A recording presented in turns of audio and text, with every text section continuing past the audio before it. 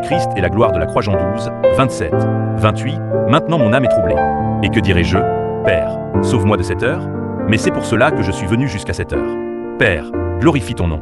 Alors une voix vint du ciel, je l'ai glorifié et je le glorifierai encore. Tarasso.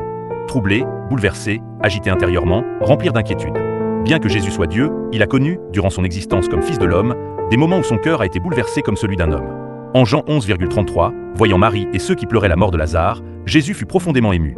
Dans le passage d'aujourd'hui également, devant l'approche de la croix, il éprouve la peur, l'angoisse et le trouble. Ces deux scènes ont un point commun. Elles se tiennent toutes deux devant la réalité désespérante de la condition humaine, la mort. Dans un cas, il s'agit de la mort de Lazare. Dans l'autre, de la mort que Jésus lui-même s'apprête à affronter.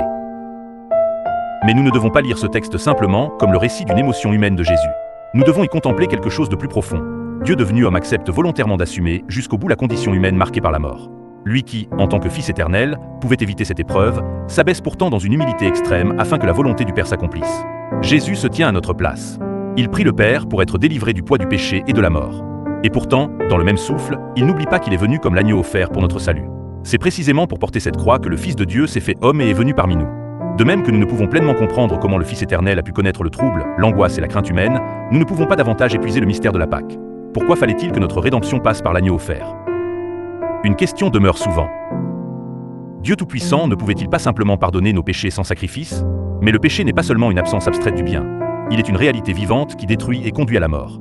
C'est pourquoi le pardon n'est pas seulement une déclaration extérieure. Il fallait que la vie même du Christ nous soit donnée afin que nous soyons libérés de notre nature captive du péché. Lorsque Jésus dit qu'il faut manger sa chair et boire son sang pour avoir la vie, il exprime ce mystère. Bien entendu, il ne s'agit pas de consommer matériellement sa chair et son sang. Recevoir la vie du Christ, c'est devenir un avec l'Esprit Saint qui nous envoie.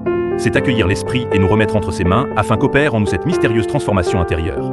Si même Jésus incarné a connu durant sa vie terrestre le trouble, l'inquiétude et la peur, combien plus nous qui sommes chers dès notre naissance.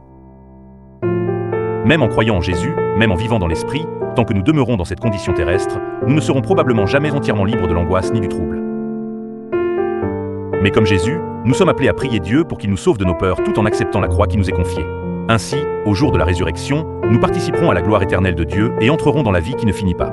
Déjà maintenant, la lumière de la vie éternelle commence à tomber sur nous. Que nous apprenions à regarder cette lumière et à marcher avec courage au milieu des ténèbres. Et que notre vie reflète cette lumière pour beaucoup d'âmes. Je prie au nom de Jésus afin qu'il en soit ainsi.